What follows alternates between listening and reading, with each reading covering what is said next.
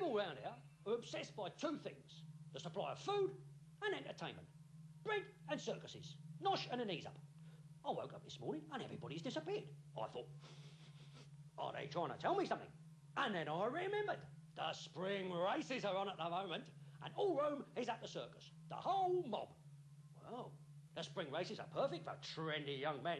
They can shout for their teams, place a few bets, sit around posing with their trendy girlfriends. Just imagine it. The Circus Maximus. Circuses? We're not talking clowns, are we? No, no. The World Cup, the Olympic Games, nothing compares to the Romans' love of chariot racing. It was the sport, and the Circus Maximus was its home. It could hold 250,000 people. That's 3 times as big as Wembley Stadium. And admission was free. 3 stories of seating, the lowest of marble, the highest of wood. 24 races a day, 30 days of the year. There were 4 factions. The Reds, the Greens, the Blues, the Whites. The races ran 7 laps, 2.5 miles.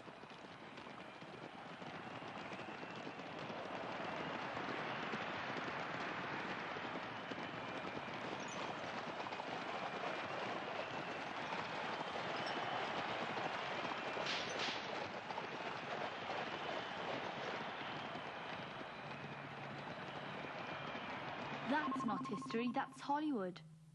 Good challenge. Films are made to tell stories, not for historical accuracy. So, test the film.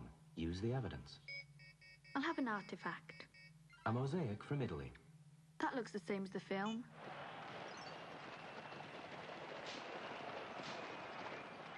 A painting from France.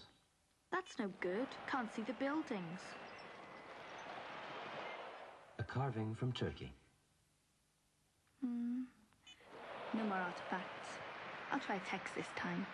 The wheels fly, the dust is choking, the drivers whip their horses on, leaning forward right out of the chariots, flogging them. The chariots flash past, covering the ground. When they come round the far turn, the rival teams have passed Consensius, but his partner is still leading. One of the Reds goes for a tight turn at the far post, but it's too tight. Consensius is right there behind him. He's past him, and the red horses go down. They go down, out of control, and the driver is thrown. Yes, he's thrown, and he's not moving. His body lies broken and bloody. So what else did people go and see? There's plenty to choose from. 1 million people had to be entertained. Make a selection. The dust is choking, the drivers whip their horses on, leaning forward right out of the chariots, flogging them. The chariots flash past, covering the ground. When they come round the far turn, the rival teams have passed Consensius, but his partner is still leading. One of the Reds goes for a tight turn at the far post, but it's too tight. Consensius is right there behind him. He's past him, and the red horses go down. They go down, out of control, and the driver is thrown. Yes, he's thrown, and he's not moving. His body lies broken and bloody.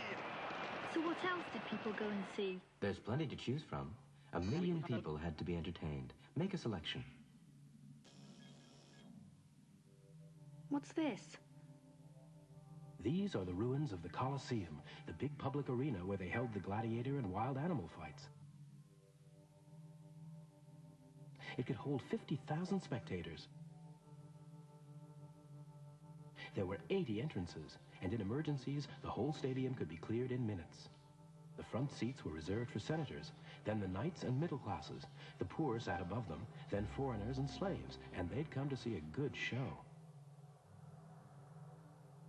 All of this area would have been under the arena. It's where the wild animals and gladiators were kept. Coming attractions were advertised all over the city. C. Marcus Lucius presents a Cassius Diodorus production, The Spectacle of Spectacles. Trained elephants performing apes, all the bloody violence of the jungle as lions battle rhinos, panthers fight bears, see the wild boar hunt, and a full-scale battle between the Thracians and the Samnites. Massive casualties guaranteed. Magnificent. He's drawn him on now. If he keeps fighting like this, he'll surely win his freedom as well as the bout. A hit! The line is drawn, the Retiari is cut, he's down. What a turn round. The Mermeloni is known as a great finisher, and he moves in, relentless, confident, sword rain. He's down! The Mermeloni's down! He's netted! He scrabbles back, but the Retiari is up! Trident raised! Surely this is all over now! He looks towards the royal box. The crowd howls their derision at the heavy boy.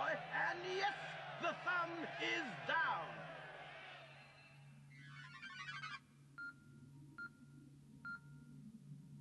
Did the Romans enjoy all this killing? Not all of them, and many people since have condemned the Romans for their love of slaughter. Select an expert. This all-pervading brutality, this love of cruelty for its own sake, I often wonder whether it was the result of being a slave-owning society. But wherever it came from, it's what makes the ancient Romans, to me, such a deeply unattractive race. Yes, indeed. Now, Seneca thinks it's pure and simple murder, and he's right. The lunchtime slot at the games, it's off with the armour. No protection, no skill involved, just certain death, and the crowds love it. And then the animals. Now, we're civilised people. So what's the pleasure in watching a fellow human mauled by some man-eater? Or a magnificent beast, stabbed over and over and over again with a dirty great long spear?